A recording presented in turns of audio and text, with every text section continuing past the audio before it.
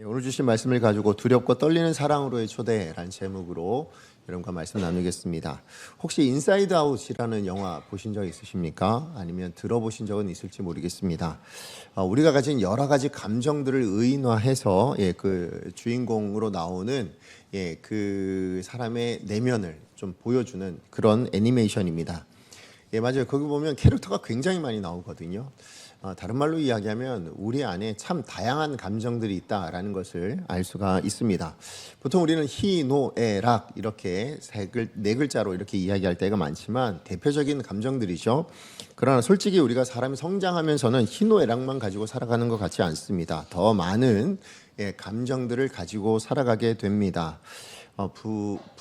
부러움 이런 감정을 갖기도 하고요. 때로는 당황스러움이라는 감정을 갖기도 하고 또 때로는 따분하다라고 느껴지는 그런 따분한 감정을 갖기도 합니다. 그런데 여러분 크면 클수록 없어질 것 같은데 더 많아지는 감정이 있다면 저는 그게 뭐라고 생각되냐면 두려움이지 않을까라는 생각을 해보게 됩니다. 어릴 적에는 그냥 이거 한마디만 해도 누가 갑자기 툭 튀어나오면 어떻게 돼요? 그냥 그것이 무서웠습니다. 그냥 어두움이 무서웠고, 저는 또 특별히 뭐가 무서웠냐면 TV에 나오는 전설의 고향이 그렇게 무서웠습니다. 그래서 전설의 고향의 배경이 깜깜해지는 밤이 되면 이불 뒤집었었고요. 그래서 아침이 밝아오면 눈을 뜨는, 그래서 이불 그냥 나와서 나머지 내용 보는 약간 그런 스타일이었던 것 같습니다. 어쨌든 그렇게 뭐 귀신 이야기 너무 싫어했던 생각이 있는데, 근데 커가면서는 그래서 이제 좀 담대해지고 이제 좀 덜 두려워지고 뭐든지 좀 잘 감당하겠지라고 생각됐지만 실상 두려움은 더 커졌더라고요. 뭐냐면 우리 삶에 닥치는 크고 작은 문제들을 우리가 겪으면서 두려움이 더 많아지는 것 같습니다.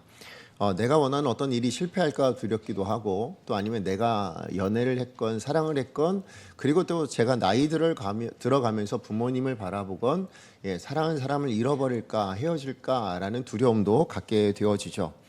또 때로는 저도 이제 나이도 들고 여러분들도 그렇겠지만 건강에 대한 두려움이 생기기도 하고요. 또 뉴스들을 들어보면 전쟁이든 기후든 아니면 이런저런 사건 사고든 이런 것들이 다 혹여나 나도 그 안에 혹여나 나도 겪는 거 아니야 라는 생각에 두려움을 갖기도 합니다. 결국 제가 이런 모든 두려움의 근원을 한번 생각해 보니까 저 안에 어떤 마음이 들었냐면 제일 무서운 건 사람이구나라는 생각을 해봤습니다. 그죠? 전쟁이든 범죄든 아니면 어떤 소식이든 다 들어보면 그 근원에는 사람들이 있더라고요. 그래서 진짜 요즘 세상에 제일 무서운 건 상황도 아니고 아니면 무슨 어떤 다른 것이 아니라 결국 사람이 무섭구나라는 생각도 해보게 되는데 어쨌든 그런 면에서 우리는 두려움이라는 이것은 우리 인생에 가장 강력한 영향력을 미치는 감정 중에 하나가 아닐까라는 거죠. 여러분 성경에서도 이 두려움이라는 감정은 굉장히 중요한 주제가 됩니다. 그런데 신앙생활을 하면서 우리가 이 두려움이라는 감정에 대한 부분이 굉장히 좀 우리를 혼란스럽게 하는 주제이기도 합니다. 신앙생활 안에서도 마찬가지인데 여러분 신앙생활에서 두려움은 좋은 걸까요? 나쁜 걸까요? 두려움은 우리가 받아들여야 되는 걸까요? 아니면 회피하거나 아니면 극복해야만 하는 것일까요? 많은 경우 성경 안에서 여러분 이 두려움을 나쁜 것으로 규정할 때가 많습니다. 심지어 예수님께서는 이 땅에 오셨을 때 왜 오셨냐라고 했을 때 우리를 그 두려움에서 해방시켜 주시기 위해서다라고 표현하기도 합니다. 일단 두려움에 대해서 이런 이야기가 있습니다. 요한 1서 4장 18절 말씀 같이 한번 읽어봅니다. 시작. 사랑 안에 두려움이 없고 온전한 사랑이 두려움을 내쫓나니 두려움에는 형벌이 있음이라. 두려운 자는 사랑 안에서 온전히 이루지 못하느니라. 두려움에 뭐가 있다고요? 형벌이 있답니다. 두려움이 하는 자는 사랑 안에서 온전히 이루지 못하는 인생이 될 거다. 그렇게 이야기하고 있는 거죠. 결코 두려움이 좋은 것이 아니다라는 것입니다. 하나님 보시기에도 이런 두려움은 좋지 않다. 형벌을 주실 만한 거다. 이렇게 이야기합니다. 그래서 히브리서 2장 15절에 예수님이 오신 목적을 뭐라고 이야기하냐? 같이 한번 읽어보겠습니다. 시작. 또 죽기를 무서워함으로 한평생 매여 종노릇하는 모든 자들을 놓아주려 하심이니. 예수님께서 왜 오셨다고요? 그 두려움이라는 것에서 놓아주기 위해서라는 거예요. 그 두려움에서 해방시키기 위해서 오셨다. 그렇게 말씀하고 있습니다. 그래서 여러분 성경 말씀 안에 보면 특별히 우리 구약 성경이든 지금 우리 신명기 안에서도 몇 번에서 지금 반복해서 나오는 얘기가 뭡니까? 여호수아의 가장 대표적인 말씀도 뭐예요? 놀라지 말라, 두려워하지 말라죠. 그죠? 두려워하지 말라라는 말씀이 정말 자주 나옵니다. 그런데 또 한편에는 뭐가 있냐면 성경에서 반복적으로 우리에게 두려움으로 초대하는 이야기가 있습니다. 예, 두려워하라라는 그 부름을 받고 있다라는 것입니다. 더 놀라운 건 뭘 두려워하라라고 이야기하냐면 바로 하나님을 두려워하라라는 말씀이 나와요. 자, 우리 잠언 9장 10절 말씀 같이 한번 읽어볼까요? 시작. 여호와를 경외하는 것이 지혜의 근본이요 거룩하신 자를 아는 것이 명철이니라. 예, 여기 나오는 이 경외라는 단어가 영어로는 fear라는 건데 뭐죠? 두려움이라는 뜻이거든요. 그러니까 결국 하나님을 경외하라라는 말은 다른 말로 이야기하면 뭐예요? 하나님을 두려워하십시오라고 지금 그렇게 말씀하고 있는 겁니다. 그게 지혜의 근본이라고 이야기합니다. 하나님을 두려워하는 것이 뭐라고요? 예, 지혜의 근본이다. 우리 삶의 근본이다. 이렇게 지금 이야기를 하고 있는 겁니다. 예, 이사야서 33장 6절 하반절에는 여호와를 경외함이 뭐라고요? 내 보배가 된다고 이야기합니다. 우리의 보물이 된다라는 거예요. 여호와를 경외하는 게, 두려워하는 게 그렇다라는 것입니다. 여러분, 심지어 예수님의 어머니이셨던 마리아, 예, 그 마리아가 아기를 잉태할 때에 그 임신했다는 소식을 들을 때 하나님을 찬미하거든요. 그때 찬미했던 내용이 뭐냐? 누가복음 1장 50절 말씀 같이 한번 읽어보겠습니다. 시작. 긍휼하심에 두려워하는 자에게 대대로 이르는도다. 예, 하나님의 긍휼하심을 이야기합니다. 하나님을 찬양하는 거잖아요. 하나님의 긍휼하심이 누구에게 대대로 이른다고요? 두려워하는, 누구를 두려워하는 겁니까? 네, 하나님을 두려워하는 자에게 대대로 이르겠다. 지금 그렇게 노래하고 있는 겁니다. 심지어 예수님은 뭐라고 얘기했냐면 불의한 재판장의 비유를 들어보셨죠? 근데 그 불의한 재판장을 어떤 사람이라고 표현을 하냐면 하나님을 두려워하지 않고 사람을 무시하는 자라고 이야기합니다. 그러니까 하나님을 두려워하지 않는 걸 뭐라고 표현하고 있어요? 불의하다라고 그렇게 말씀하기도 하죠. 예, 또한 사도 바울은 골로새서 3장 22절에 주님에 대한 우리의 태도를 이렇게 말하기도 합니다. 자, 같이 한번 읽어보겠습니다. 시작. 종들아 모든 일에 육신의 상전들에게 순종하되 사람을 기쁘게 하는 자와 같이 눈가림만 하지 말고 오직 주를 두려워하여 성실한 마음으로 하라. 예, 우리의 일상의 삶을 살아갈 때 가져야 될 태도가 뭐냐라고 했을 때 주를 두려워하는 마음이 있어야 된다는 거예요.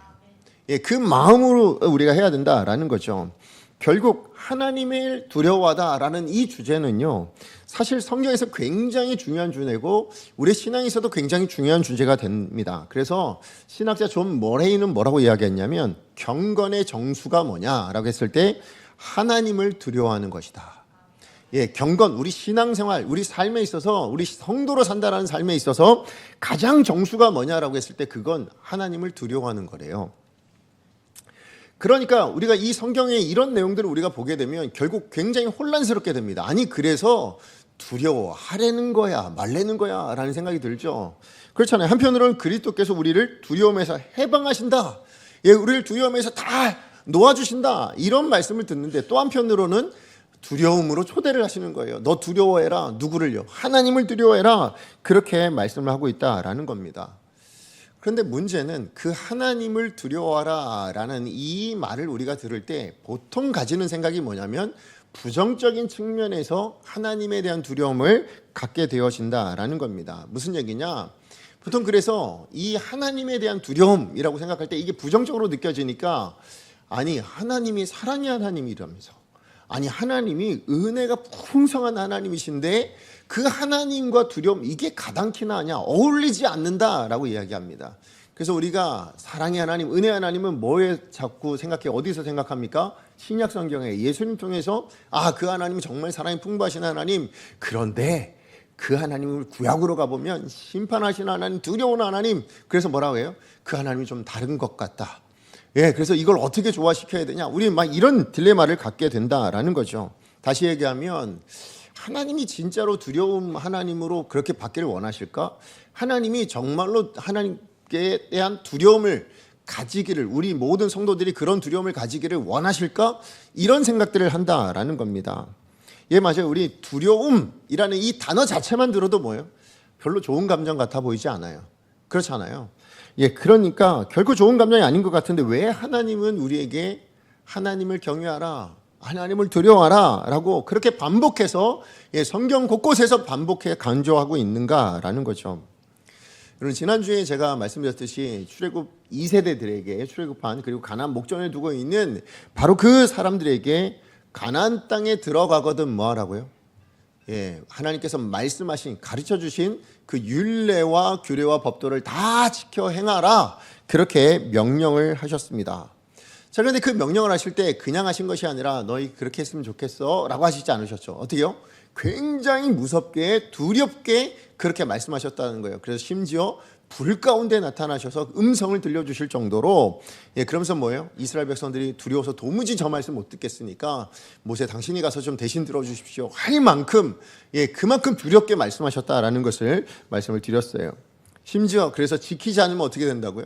속히 망하게 될 거야, 전멸하게 될 거야 라고 하실 만큼 그렇게 강조해서 말씀을 지키라 라고 하셨다라는 것을 말씀을 드렸어요.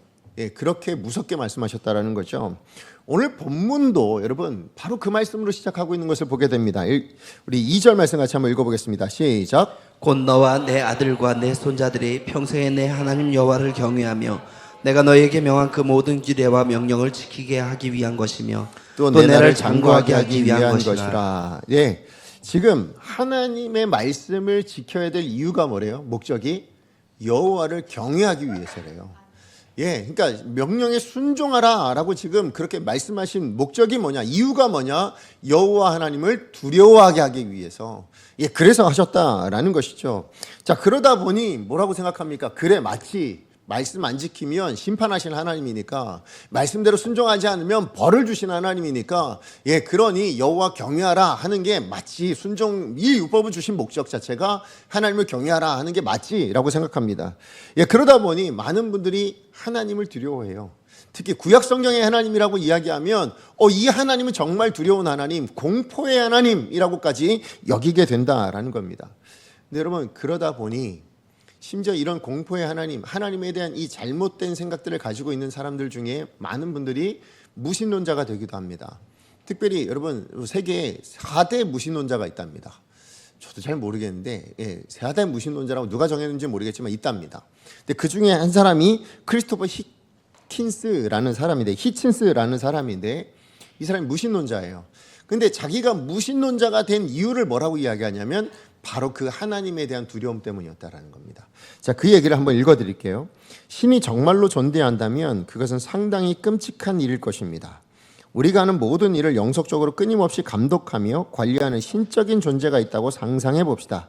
그렇다면 우리는 어머니 뱃속에서 잉태되는 순간부터 마침내 손을 거두는 순간까지 깨어있든지 잠들었든지 간에 항상 그 존재의 감시와 통제와 지시 아래 있을 것입니다. 그것은 마치 북한에서 살아가는 것과 마찬가지입니다.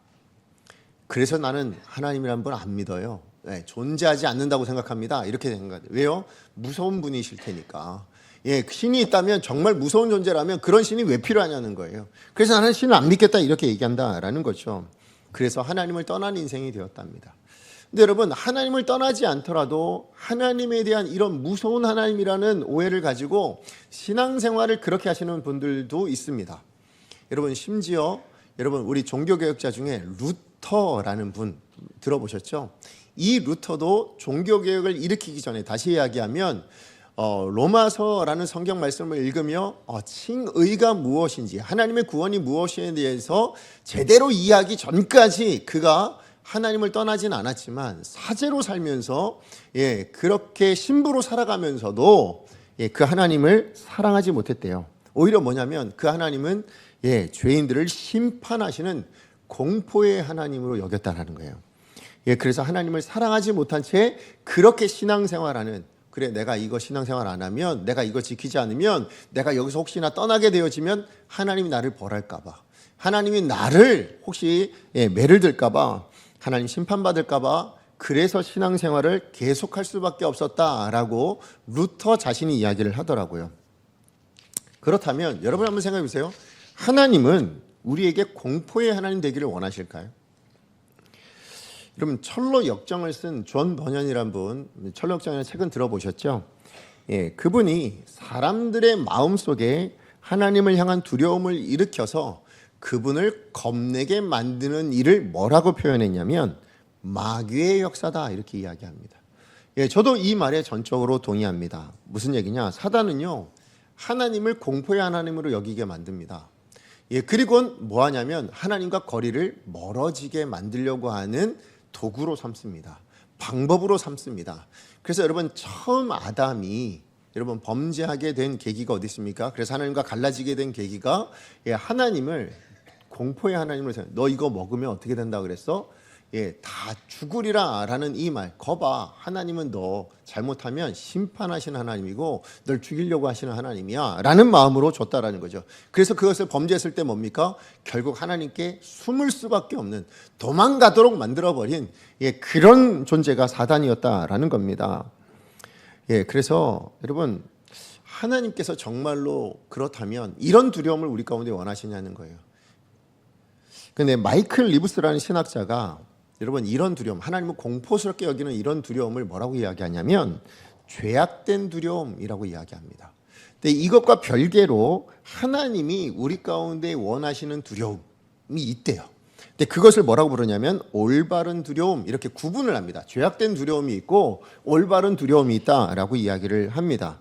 저는 오늘 본문 안에 하나님 분명히 우리에게 두려워하라, 여호와를 경외하라라는 부름을 받고 있어요. 우리가, 그렇죠? 여러분, 우리 모든 이스라엘 백성들에게만 주는 말씀이 아니잖아요. 내 하나님 여호와를 경외하라. 이건 누구에게도 주시는 거예요? 오늘 저와 여러분 우리에게도 주시는 마음인 줄로 믿습니다. 말씀이고 면명이고 권면인 거예요. 자, 그렇다면 오늘 본문을 통해서 우리 가운데 초대하시는 이 두려움은 죄악된 두려움으로의 초대일까요? 올바른 두려움으로 초대일까요? 올바른 두려움으로 초대겠죠. 다시 얘기하면 분명히 공포는 아니라는 거예요. 그냥 우리를 공포스럽게 만드셔서 그렇게 두렵게 여기는, 그렇게 여기도록 만드는 그런 하나님의 뜻은 아니다라는 것이죠.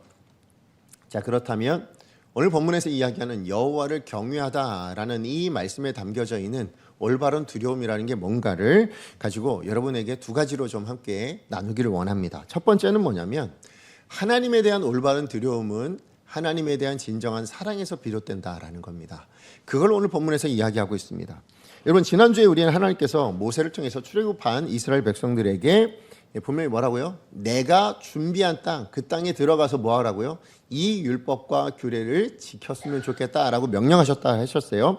그것을 오늘 본문에서도 다시 한번 짚어주는데 1절 말씀 시작합니다. 시작. 이는 곧 너희 하나님 여호와께서 너희에게 가르치라고 명하신 명령과 규례와 법도라. 너희가 건너가서 차지할 땅에서 행할 것이니. 이는 이라는 표현이 뭡니까? 앞서 5장에 어떤 내용이 있었다라는 거죠. 그렇게 말씀하신 이유, 그렇게 드러나신 이유, 그렇게 행동하신 이유. 다시 얘기하면 하나님이 왜 그렇게 불 가운데 무섭게 나타나셔가지고 그렇게 해서 이 계명들을 다 지키라고 명령을 하셨냐? 이유는 뭐냐? 그것은 이것이 뭐라고요? 너희가 건너가 차지할 땅에서 행할 것. 그것을 지금 알려주기 위함이다라는 거죠. 다시 이야기하면 무슨 얘기냐? 순종해야만 뭐라고요? 순종해야만 그 축복의 땅에서 누릴 수 있다라는 것을 다시 한번 점검해 주는 겁니다. 그렇기 때문에 뭐예요? 하나님은 말씀을 지키라라는 이것을 굉장히 무섭게 또 무겁게 우리 가운데 요구하고 있다라는 것이죠. 다시 얘기하면 그래서 말씀을 지킬 때 뭐가 된다고요? 하나님을 경외하게 된다 얘기하죠. 2절 말씀입니다. 곧 너와 내 아들과 내 손자들이 평생에 내 하나님 여호와를 경외하며. 그러다 보니 여기서 우리가 다시 한번 하나님을 어떤 하나님? 심판하시는 하나님이라고 생각을 하게 됩니다. 여호와 경외하지 않으면, 말씀대로 순종하지 않으면 심판하시는 분이라고 생각하죠. 사실 그런 하나님에 대한 오해는 이스라엘 백성들에게만 있었겠는가? 아니요. 어쩌면 여러분들도 그렇게 신앙생활하고 계신지 모르겠습니다. 그래서 오늘 이 자리에 오기 전에 정말 가기 싫은데 안 가면 왠지 하나님 앞에 맞을 것 같아서 그래서 찝찝해가지고 그래서 오늘 예배라도 드리고 그래야지 내가 평안하게 오늘 하루 그냥 좀 이렇게 두렵지 않게 그렇게 살아갈 것 같아. 그 두려움은 어떤 두려움이에요? 하나님이 내가 잘하지 않으면 때리시는 하나님, 매를 주시는 하나님, 심판하시는 하나님, 그래서 하나님을 공포의 하나님처럼 여기고 있다라는 증거입니다. 그죠? 그 외에도 당연한 여러 가지 것들이 그래요. 내가 봉사하지 않으면, 내가 뭘 하지 않으면 하나님이 나에게 복을 걷어가시고 하나님이 나에게 있던 것도 뺏어가시고 그런 하나님으로 우리가 생각하고 신앙생활하는 경우가 굉장히 많다라는 겁니다. 그래서 오늘 본문의 2절에서도 규례와 법도를 지키면 내 날이 장구하게 하시고 3절에서 뭐라고 해야 됩니까? 복을 받고 번성하리라. 이런 말씀을 들으면 우리 본능적으로 뭐라고 생각하냐면 하나님은 말씀 잘 지키면 상 주시는 분. 그런데 반대로 안 지키면 뭐라고요? 매를 드시거나 심판하시는 하나님. 이렇게 우리가 생각을 한다라는 것이죠. 그래서 뭐예요? 매맞지 않기 위해서, 심판받지 않기 위해서, 그래서 이 억지로 정말 하기 싫어도 해야지라는 마음으로 그렇게 한다라는 것이죠. 근데 여러분, 이것은 사실은 어린 때는 괜찮아요. 이런 마음을 가지고 하는 건 어린 신앙은 괜찮습니다. 왜요? 어릴 때는 하기 싫은 게 그렇게 많잖아요. 그래서 뭐예요? 그래도 해야지, 공부하라는데 뭐예요? 하기 싫으니까 뭐예요? 매를 들어서 공부해. 우리 가르치는 게 저희입니다. 그죠? 그래서 무섭게 해서라도 이것을 하도록 만드시는 부분들이 있지요. 그러나 여러분, 커서까지 그렇게 된다면 어떻게 될까요? 성인이 돼서도 여전히 그렇게 살아간다면 그것은 옳지 않은 삶인 겁니다. 다시 얘기하면 우리가 신앙생활을 2년, 3년, 10년, 20년을 했는데도 불구하고 여전히 여러분 그런 두려움 가운데 우리가 그렇게 하나님을 오해하고 있다면 그건 사단이 우리를 속이고 있는 겁니다. 하나님은 우리에게 그런 하나님이 아니신 거예요. 심판의 하나님이 아닌 겁니다. 이건 명백한 하나님에 대한 오해입니다. 여러분, 하나님의 말씀대로 순종하면 복을 받아요. 믿으십니까? 근데 순종하지 않으면 하나님이 있는 것도 뺏어가시는 분이세요? 아니라는 거예요. 근데 우리는 참 오해합니다. 무슨 얘기냐? 내가 가지고 있는 건강을 잃어버리잖아요. 그러면 뭐라고 생각하냐면 하나님이 내가 뭘 잘못해서 가져가셨다라고 표현한다고요. 여러분, 건강의 축복을 우리가 누리지 못하는 이유, 아니면 물질의 축복을 누리지 못하는 이유 다 뭐냐면 사실은 여러분 가나안 땅에 들어가서 축복을 누리는 방법이 뭐래요? 말씀을 지켜야, 이 규례를 지켜야 된다라는 거예요. 그것밖에 없는, 그거 진리예요. 무슨 얘기냐면 여러분 2 곱하기 2는 뭘까요? 이 간단한 질문도 대답을 안 해주시면 제가 1 곱하기 1은 1이죠, 그죠? 2 곱하기 2는 4입니다. 3 곱하기 3은 9입니다, 그죠? 무슨 얘기냐면 공식이에요, 공식. 요거는 아무리 다른 걸 하려고 해도 할 수가 없어요. 9가 되기 위해서는 3 곱하기 3이어야 합니다. 믿으십니까? 3에 뭘 곱해야 9가 돼요? 3을 곱해야만 9가 되는 겁니다. 여기다 4를 곱하고 5를 곱하고 6을 곱해서는 도무지 9가 나올 수가 없어요. 그렇죠? 무슨 얘기냐? 우리가 가나안 땅에서 누릴 축복은 우리 그 신앙 가진 사람들에게 뭐가 곱해져야 되는 거예요? 순종이 곱해져야만 그 가나안 땅의 축복을 누릴 수 있게 되어진다고요. 다른 길이 없어요. 다른 방법이 없다고요. 그래서 하나님 말씀하신 게 뭐냐? 야, 너희 축복 누리려면 내가 너에게 이만한 축복을 준비해 놨는데 이거 다 누리려면 순종이라는 방법밖에 없어. 그러니까 순종해야 돼. 순종해야 된다니까 해서 무섭게 말씀하셨다라는 거예요. 왜요? 그 진리는 그거 하나밖에, 그 길은, 그 축복을 누릴 수 있는 길은 그거 하나밖에 없어서 하나님 예비하시는 축복은 그 길밖에 없다라는 것을 알려주시기 위해서라는 거예요. 그게 진리예요. 그런데 거기에 만약에 예를 들어서요, 저희 신앙생활하는 제가 그 가나안 축복이라는 하나님 예비하신 그 축복이라는 그걸 누리기 위해서 순종을 곱해야 되는데 제가 거기다 순종을 곱하지 않고 불순종을 곱해놨다. 그럼 어떻게 될까요? 못 누리는 것이 빼앗기는 게 아니라고요. 그죠? 누리고 있던 것도 못 누리게 되는 것이 빼앗기는 게 아니라고요. 무슨 의미인지 아시겠습니까? 근데 우리는 이것을 못 누리고 있는 상태를 뭐라고 이야기하냐면 하나님이 걷어가셨어.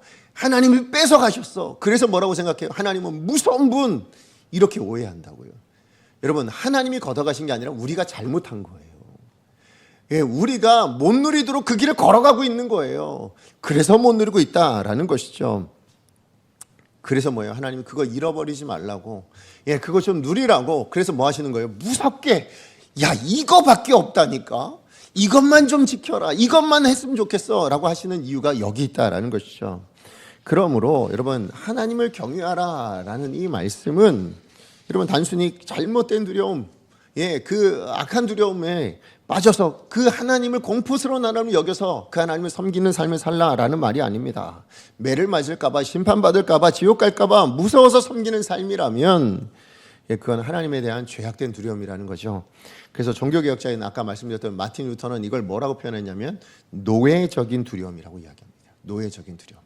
노예가 뭐예요? 억지로 어쩔 수 없이 주인에게 맞을까봐, 그래서 잘못하면 혼날까봐, 그래서 노예가 노예 근성으로 섬기는 것, 그것을 노예적인 두려움이라 표현한다라는 것이죠.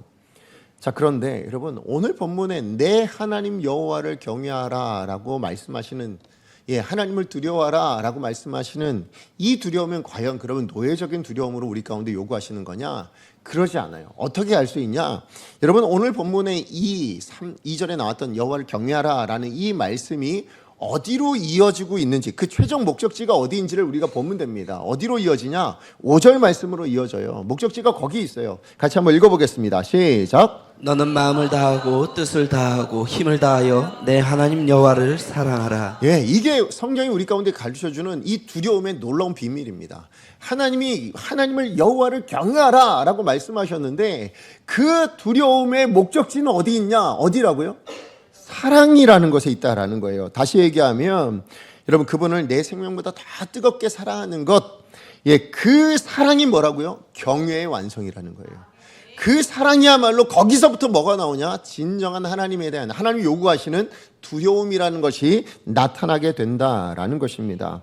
다시 얘기하면 여러분, 진정한 경외, 하나님 진정한 두려움, 하나님이 요구하시는 그 두려움의 뿌리가 뭐냐? 그것은 사랑에서 비롯된다, 그렇게 말씀하고 있는 것입니다. 여러분, 세상에서 말하는 두려움, 우리가 알고 있는 그 무서운 두려움이라는 부분은 실상은 뭐냐? 우리를 굉장히 경직되게 만들죠. 우리를 위축되게 만들고 뭔가 피하게 만들고 숨고 싶게 만듭니다. 도망가고 싶게 만들죠. 사나운 맹수를 만났다거나 강도를 만났다거나, 아니면 하다못해 어디 뭐예요? 우리 뉴스에 나오는 어떤 범죄 살인자라든지 아니면 뭐 이런 사람들 갑자기 우리 동네에 이사 왔다 그러면 어떻게 돼요? 이사 가고 싶지 않으세요? 그죠? 딴 동네로 가고 싶은 생각이 듭니다. 맞아요. 그게 당연한 마음이라는 것이죠. 그 자리를 피하고 싶고 그런 공포에서는 벗어나고 싶어하는 것이 당연한 마음이라는 겁니다. 하지만 성경이 말하는 올바른 두려움은 다르다라는 거예요. 성경이 만나는 그 두려움, 이것을 마주하게 됐을 때 우리는 뭐냐면 거기에 압도되는 건 분명합니다. 그 두렵다라는 표현 자체가 그 존재에 압도되는 건 맞아요. 압도되지만 그러나 도망가고 싶어지진 않습니다. 오히려 어떻게 될까요? 더 가까이 가고 싶어집니다. 더 같이 하고 싶어집니다. 여러분, 이런 하나님에 대한 이 올바른 두려움에 대해서 C.S. 루이스라는 분이 그가 쓴 소설에서 이렇게 표현합니다. 여러분 잘 아시는 소설이에요. 나니아 연대기라고 들어보셨어요? 거기 보면 나니아라는 나라가 나옵니다. 근데 그 나라는 세상이 나오는데 그 세상은 누가 만들었냐? 아슬란이라는 존재가 만들어요. 그런데 그 아슬란이라는 존재는 형상이 나타나는데 어떤 형상으로 나타나냐면 어마어마하게 거대한 사자로 나타납니다. 사자로, 막 숫사자예요. 막 갈기가 확 있는 정말 멋있는 어마어마한 존재로 나타납니다. 그런데 이 아슬란이 이제 그 책 내용에서 뭐가 있냐면 거기에 이제 주인공 아이들이 나오는데 그 아이들 중에 한 사람이 에드먼드라는 애가 있는데 그 애를 대신해서 죽어요. 아슬란이 마녀에게 죽임을 당합니다. 그런데 후에 어떻게 되냐? 이 아슬란이 다시 부활합니다. 누가 떠오르세요? 그렇죠. 예수님을 형성하고 있는 겁니다.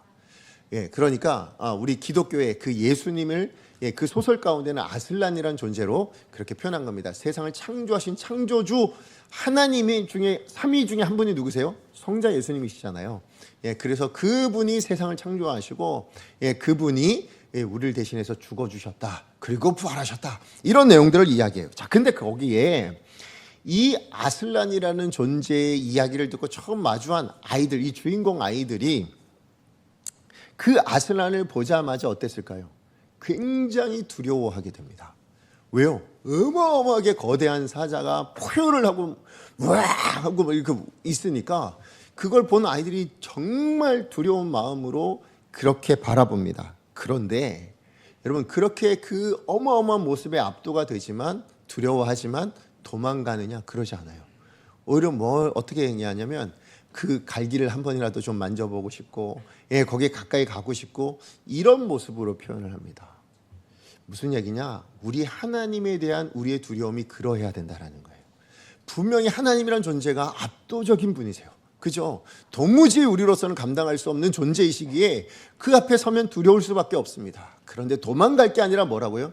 그래서 더 가까이 하고 싶고 그래서 더 같이 있고 싶어지는 마음, 그게 하나님께서 이야기하시는 두려움의 모습이라는 거죠. 여러분, 진심으로 누군가를 사랑해 보신 적 있으시죠? 없으면 결혼 못 하셨을 거 아니에요. 그죠? 네. 아니면 부모님, 아니면 우리 자녀들에 대한 사랑이 대부분 다 그럴 거라 생각이 되어집니다. 여러분, 그렇게 깊이 사랑하게 되면 어떻게 됩니까? 두려운 마음이라는 게 생겨납니다. 어떤 두려움입니까? 무섭다, 공포스럽다, 도망가야지, 이런 두려움입니까? 아닙니다. 혹여나 그 사람 마음이 아프면 어떡하지? 혹여나 내가 마음에 안 들면 어떡하지? 이런 생각이 들잖아요. 그죠? 그래서 연애할 때 한번 생각해 보세요. 진짜 오랜만에 내 애인 만나러 갈 때 어때요? 벌써 옷을 몇 벌을 갈아입고, 그죠? 오늘 어떤 옷을 입고 가나? 오늘 뭐야? 내 머리는 왜 이러지? 또 시작해가지고, 그래서 왜 그래요? 혹여나 나를 이거 보고 마음에 안 들어 하면 어떡하지? 그런 두려움 때문이잖아요. 그죠? 그걸 공포라고 이야기하시는 분은 없습니다. 그죠? 그건 뭐예요? 사랑의 표현인 거죠. 맞아요. 무서워서 생기는 두려움이 아니라 너무 소중해서. 그래서 혹여나 그 소중한 존재의 마음이 아플까봐, 아니면 그 소중한 존재가 마음에 들지 않을까봐 생겨나는 두려움입니다. 여러분, 하나님을 두려워하는 것도 그러하다라는 것입니다. 하나님이 우리 가운데 여호와를 경외하라 라고 말씀하실 때 그 두려움이 바로 이러한 두려움을 우리 가운데 요청하고 계신다라는 것입니다. 다시 얘기하면 하나님은 우리를 지옥 보내실 하나님, 우리를 심판 보내실 하나님, 그런 하나님이셔서 두려워하는 것이 아니라, 하나님은 오히려 뭐라고요? 자기 아들을 내어주심까지 사랑해 주신 하나님, 그렇게 나를 가슴 뜨겁게 정말 감당할 수 없는 사랑으로 나를 사랑해 주시는 분이신 줄 아니까 뭡니까? 그 압도적인 사랑에 내가 두려워질 수밖에 없는, 내가 뭐라고, 나 같은 존재가 뭐라고 하나님이 그렇게 나를 사랑하시나 라는 생각에 두려움이 듭니다. 그러면서 그 두려움 안에 어떤 생각이 듭니까? 그렇다면 나도 그 주님의 뜻을 따라, 그 주님의 마음을 아프시지 않게 하기 위해서 나도 그렇게 살아가야 되지 않겠는가라는 진정한 순종, 자발적인 순종이 바로 거기에서 나온다라는 것이죠. 그러면 하나님께서 우리 가운데 두려워라, 여호와를 경외하라 라고 말씀하시는 이유는 단순히 우리를 겁주기 위해서, 그래서 우리를 굴복시키기 위해서가 아닙니다. 무엇을 원하시고 계시는 걸까요? 너도 나처럼 사랑해줬으면 좋겠다. 그래서 오늘 본문의 제목이 뭐라고요? 두렵고 떨리는 사랑으로의 초대입니다. 여호와를 경외하라 라는 이 말이 여러분 안에 들려지게 된다면 여러분은 이렇게 번역하셔도 됩니다. 호진아, 나 좀 사랑해 줄래? 이거예요. 그죠? 여러분 스스로에게 이렇게 얘기하십니다. 여러분의 이름을 부르시면서 하나님이 이렇게 말씀하시는 거예요. 나 좀 사랑해 줄래? 내가 너를 사랑한 만큼 너도 좀 나를 가슴 절절하게 좀 사랑해 주면 안 되겠니? 뜨겁게 사랑해 주면 안 되겠니? 그 초대를 여러분에게 하고 계시다라는 것을 여러분 기억하셨으면 좋겠습니다. 그래서 여러분, 경외의 다른 이름이 뭐냐? 사랑인 줄로 믿습니다. 사랑의 다른 이름이 뭐냐? 하나님에 대한 경외함인 줄로 믿습니다. 그래서 우리가 하나님을 경외할 때 뭡니까? 우리는 비로소 마음과 뜻과 힘을 다해서 하나님을 사랑할 수 있고 말씀을 순종하는 삶으로 가게 될 줄로 믿습니다. 그런가 하면 두 번째로 주신 말씀의 뜻은 뭐냐면 사랑의 초대를 경외하라는 명령에 담으신 이유가 있습니다. 왜 이 좋은 사랑을 경외라는 그 두려움이라는 것에 담아서 우리 가운데 이야기하시는가? 그래서 우리의 죄악된 본성 때문이라는 것입니다. 하나님께서 아까 말씀하셨죠. 이 사랑의 하나님으로 분명히 우리 가운데 그냥 제시해 주시면 될 것 같은데 왜 두렵게 말씀을 하라고 그렇게 권면하시는가? 왜 그러면서도 우리 가운데 사랑이라고 그렇게 표현하시는가라는 거죠. 그 이유가 바로 우리의 본성이 부패하기 때문에. 다시 얘기하면 우리를 그냥 내버려두면 우리가 어떻게 될까요? 하나님을 더 존경하고 하나님을 더 따르고 하나님을 더 사랑하는 존재로 나아갈까요? 그러지 않다라는 거예요. 우리를 그냥 내버려두면 우리는 하나님과 멀어질 존재지 결코 가까워질 수 있는 존재가 아니라는 것을 하나님이 아시기 때문이라는 겁니다. 그래서 유명한 미국의 목사님 팀 켈러라는 목사님이 계십니다. 이분이 쓰신 책 중에 내가 만든 신이라는 책이 있는데 그 안에서 우리 인간의 마음을 뭐라고 표현하냐면 우리 인간은 우상공장이다 이렇게 표현합니다. 우상공장. 무슨 얘기냐? 우리는 끊임없이 하나님을 떠나서 내가 원하고 내가 바라는 내가 추구하는 그것을 우상 삼아 그렇게 살아갈 수밖에 없는 존재. 그게 우리의 마음의 본성이다라고 이야기를 하고 있는 겁니다. 그래서 여러분 신명기에 우리가 지금 말씀 계속 보면서 가나안 땅 입성을 앞두고 있는 이스라엘 백성들이 하나님이 계속해서 무엇을 가장 경계시키시고 무엇을 가장 준비시키고 계시는가라는 것이 뭘까요? 제가 지난번 말씀, 우상 숭배요, 우상 숭배. 그죠? 우상 숭배하지 말라라고 이제 말씀하시죠. 그래서 내 하나님 여호와를 경외하라, 내 하나님 여호와를 사랑하라라는 이 5절 말씀에 여러분 이 말씀의 근거가 어디서부터 나오냐면 4절에서부터 시작돼요. 4절 말씀 같이 한번 읽어보겠습니다. 시작. 이스라엘아 들어라, 우리 하나님 여호와는 오직 유일한 여호와이시니. 예, 여기 나오는 이스라엘 들으라, 이 말이 여러분 너무나도 잘 유명한 쉐마 이스라엘입니다. 쉐마 이스라엘. 예, 쉐마라는 그 구절이 여기서부터 시작이 돼요. 자, 5절부터 이게 쭉 9절까지 나오거든요. 자, 그런데 여기 여호와께서 이스라엘아 들으라, 쉐마 이스라엘 이렇게 외치시면서 뭘 들으라고 이야기하십니까? 가장 먼저 이야기한 건 여호와 하나님은 한 분이시다는 사실이에요. 그죠? 그분만이 유일한 신이라는 것입니다. 다시 얘기하면 이 세상에 신은 하나님밖에 없어. 지금 그걸 들으라라고 이야기하는 거죠. 다른 신이 없습니다. 그런데 문제는 정작 뭐냐? 이스라엘 백성들이 그 하나님만 유일하신 분이신 것을 알면서도 거기에 실패한다라는 거예요. 가나안 땅에 들어가서 하나님만 섬기는 일에 실패합니다. 그 대표적인 내용이 어디에 나와요? 우리 너무 잘 알고 있는 사사기 말씀에 나오죠. 그래서 사사를 읽어보면 이스라엘 백성들이 이 약속의 땅 가나안 땅에서 어떻게 무엇을 가지고 실패하고 있는가를, 그 실패의 핵심이 뭔가를 분명하게 보여주는데 그게 바로 뭡니까? 하나님을 외면하고 우상 숭배했다라는 거예요. 여러분 사사기 2장 10절에 13절 말씀 같이 한번 읽어보겠습니다. 시작. 그 세대 사람들도 다 그 조상들에게로 돌아갔고 그 후에 일어난 다른 세대는 여호와를 알지 못하여 여호와께서 이스라엘을 위하여 행하신 일도 알지 못하였더라. 이스라엘 자손이 여호와의 목전에 악을 행하여 바알들을 섬기며 애굽 땅에서 그들을 인도하여 내신 그들의 조상들의 하나님 여호와를 버리고 다른 신들 곧 그들의 주위에 있는 백성들의 신들을 따라 그들에게 절하여 여호와를 진노하게 하셨으니 곧 그들이 여호와를 버리고 바알과 아스타롯을 섬겼으므로, 예, 여호와를 버렸답니다. 근데 버린 정도가 아니라 그다음 뭐라고요? 바알과 아스타롯을 섬겼다라고 이야기합니다. 여러분 약속의 땅 가나안 땅에 들어가 놓고 왜 이스라엘 백성들이 여러분 여호와 경외하기를 버렸을까요? 왜 여호와를 버리고 우상등 숭배를 하게 되었을까요? 이유는 다른 데 있지 않고 하나님의 뜻대로 살고 싶지 않아서입니다. 그럼 하나님의 뜻대로 살고 싶지 않았던 이유는 어디냐? 내 뜻대로 살고 싶었던 겁니다. 내가 원하는 것, 내가 추구하는 것을 이루며 살기를 원했습니다. 다시 얘기하면 이스라엘 백성들이 가나안 땅에 들어갔더니 뭐예요? 그렇게 유목 생활하고 양치며 살았는데 가나안 땅에 들어갔더니 땅이 있는 거예요. 그죠? 그동안에는 돌아만 다니고 내 땅이 없었는데 땅이 생긴 거예요. 근데 그 땅에서 사람들이 뭐 하고 있었냐? 농사 지으며 살았다라는 거죠. 그래서 나도 그러면 그 농사를 지으며 풍성한 곡식을 얻고 싶다라고 생각을 했어요. 그래서 가나안 주민들에게 물었겠죠. 어떻게 하면 농사 짓습니까? 해서 농사법을 배웁니다. 배우는데 결정적인 한마디를 합니다. 그런데 여기서 정말 풍성한 곡식 얻고 싶으시면 신에게, 풍성의 신에게 잘 보이셔야 합니다. 그러니까 뭐예요? 내가 이 풍성을 갖고 싶다라는 것 때문에 뭘 찾은 거예요? 풍성의 신을 찾는다라는 것입니다. 다시 얘기하면 우리 모든 우상의 근원은 어디에서부터 시작되냐? 내 필요에서 나옵니다. 우상을 왜 만들어내신지 아십니까? 내 필요를 도와줄 신이 필요해서 그래요. 내 필요를 내가 다 감당할 수 없으니 내 필요를 도와줄 신이 필요해서 풍성이 필요하면 풍성의 신, 다산이 필요하면 다산의 신. 그래서 뭐예요? 바알과 아스타롯이 거기서 나온 겁니다. 그런데 여러분 우리가 신앙생활을 혹여나 하나님을 믿으면서도 그렇게 믿고 있지는 않은가 돌아보셔야 합니다.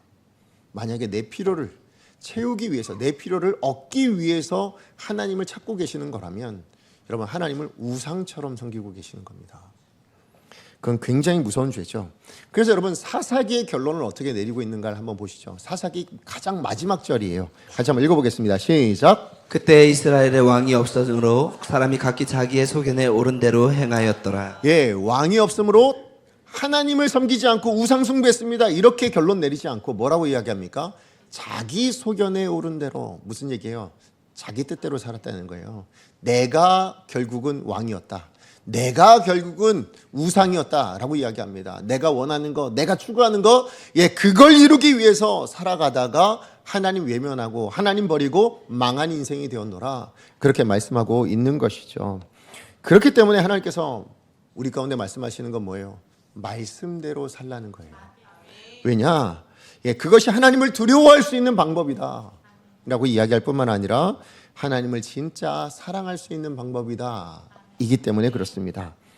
무엇보다 뭐예요? 하나님의 뜻대로 사는 게 나한테 어떻게 돼요? 유익이 되니까 하나님 우리 보고 말씀대로 살라고 이야기하시는 거예요. 근데 이걸 믿는 거, 여러분 그걸 뭐라고 부를까요? 그걸 신앙이라고 이야기합니다. 그죠? 무슨 얘기냐? 하나님의 뜻대로 사는 게 나한테 유익입니다. 이걸 믿는 게 신앙이에요. 하나님이 나보다 나를 더 편들어 주시는 하나님이시다. 그걸 믿는 게 뭐예요? 그걸 신앙이라고 이야기한다고요. 하나님을 온전히 아는 것입니다. 하나님 우리를 언제나 뭐예요? 사랑하시는 분이십니다. 그래서 우리를 창조하셨고 창조된 대로 범죄한 대로 내버려 두지 않으시고 뭡니까? 구원해 주셨고 우리와 함께 하시는 분이십니다. 그러면서 우리를 행복하게 하기를 원하시는 거예요. 그래서 그 행복을 위해서 우리 가운데 행복의 유일한 길 하나를 알려주셨는데 행복하려면 이 땅에서 진짜 행복 누리고 싶어? 그럼 그 길 하나밖에 없는데 내가 알려줄게. 그게 뭐예요? 순종하라는 거예요. 말씀에 따라 순종하며 살아가라 라는 것입니다.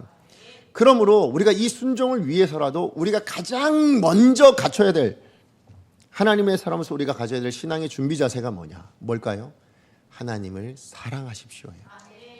예, 그 사랑이 어느 정도까지 가야 되냐? 이 사랑이 너무 커서 그 하나님의 마음을 아프게 드려서는 안 되는데 라는 두려움에 가는, 예, 그 하나님의 마음에 벗어나면 안 되는데 라는 그 두려움으로 갈 수 있는 그 자리에 그 사랑으로 우리를 초대하고 계시는 것입니다. 그래서 내 목숨을 다하고 힘을 다하고 뜻을 다해 사랑해라.